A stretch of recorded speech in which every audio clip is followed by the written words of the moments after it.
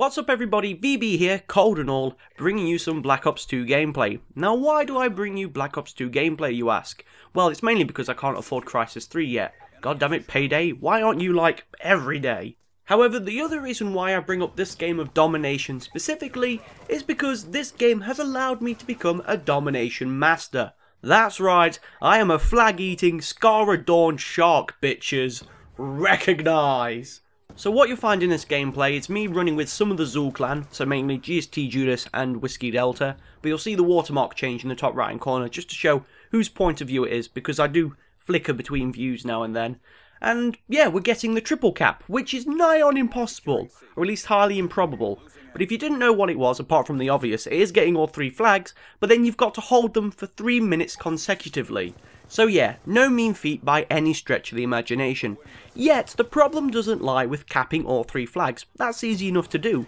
The problem then is once you've got all 3 flags, the game decides to trip out and throw spawns left, right and centre. No logic, no consistency, nada. I have seen more stability from a jelly and an earthquake than in the spawning system in Black Ops 2. It is ridiculous at times. Now when that does happen, or as I like to refer to it, the Copperfield effect kicks in, then really you need people you can count on to watch their own backs, watch your back, and be there to cover the flags as and when they're needed. And luckily enough for us in this game, we had 2 sets. So obviously first up is the ZOOL clan, and what we all decided to do as a group was to get a flag and defend it.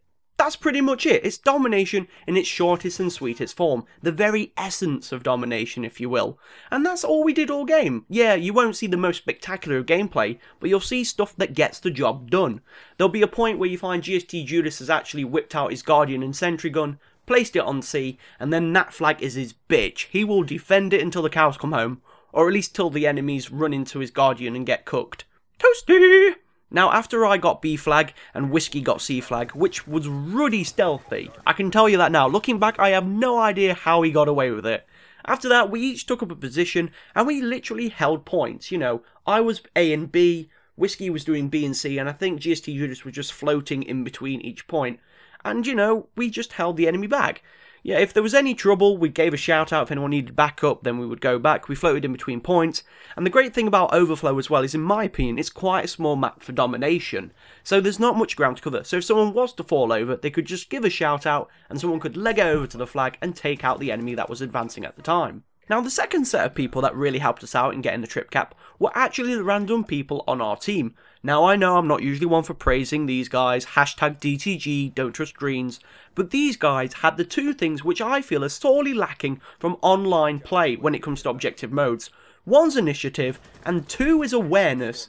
I can't recall the amount of times where I've just stumbled into a game of domination running solo, and my team's just sat there going, how do I get objective? What is flag? It's like, no, come on now, please. I just lose faith. I really do sometimes. Or at least I just lose my controller because I throw it against the wall in despair. So I've said it once, I'll say it again. We are domination masters. It rolls off the tongue and it reeks of awesomeness. Well, for a majority of us anyway. I'll bring up why I say that a little bit later on. But the weird thing about it is that this was the only game of domination we played that entire evening. Now for the past 6, 7 or 8 weeks, or even more possibly, we've been striving, you know, constantly to get the trip cap.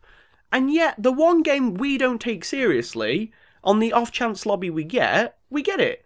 How does that work out? It's almost as if Black Ops 2 is teaching people that if they try less, they'll achieve more. So the way I say it, I'll just play in lounge pants and fluffy bunny slippers, use one hand for the controller and use the other hand to drink margaritas.